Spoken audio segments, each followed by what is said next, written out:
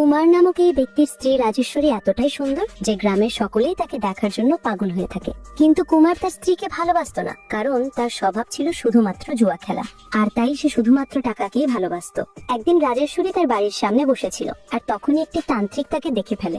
রাজেশ্বরীর সৌন্দর্য দেখে সেই তান্ত্রিকের মনে খারাপ চিন্তা ভাবনা আসতে থাকে, আর তাই সে রাজেশ্বরীর স্বামীকে টার্গেট করে। কুমার যেহেতু জুয়া খেলতো, তাই একদিন সে জুয়ায় তার সব টাকা হেরে চলে যাচ্ছিল। ঠিক তখনই সেই তান্ত্রিক তার কাছে আসে আর কুমারকে তার জালে ফাঁসানোর জন্য তাকে একটি তাবিজ দেয়। কুমার সেই তাবিজটি পরে পুনরায় জুয়া খেলতে যায়, আর এবার সে প্রত্যেকবারই টাকা জিততে থাকে। এটি দেখে কুমার খুবই খুশি হয়ে যায়, আর সেই তান্ত্রিকের সাথে তার খুবই ভালো একটি বন্ধুত্ব হয়। যতদিন যাচ্ছিল তান্ত্রিক কুমারকে তার জালে ফাঁসিয়ে নিচ্ছিল।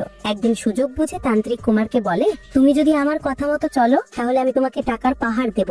এটি শুনে কুমার টাকার লোভে তান্ত্রিকের কথা মতো তাদের বাড়িতে থাকা একটি তুলসীর গাছ তুলে ফেলে, আর তাদের বাড়ির দরজার সামনে একটি কালো পোটলা পুঁতে দেয়। তারপর থেকে এই রাজেশ্বরী অসুস্থ হতে শুরু করে, আর একদিন রাতে সেই তান্ত্রিক তার মন্ত্রের সাহায্যে রাজেশ্বরীকে তার বশে করে নেয় আর তাকে তার কাছে নিয়ে আসে। পরবর্তীতে তান্ত্রিক যখন তার সঙ্গে খারাপ কাজ করতে যাবে, ঠিক তখনই সে দেখে তার কালো জাদুর শক্তি শেষ হয়ে গিয়েছে। কিন্তু কিভাবে জানতে হলে অবশ্যই কমেন্ট করুন নেক্সট পার্ট।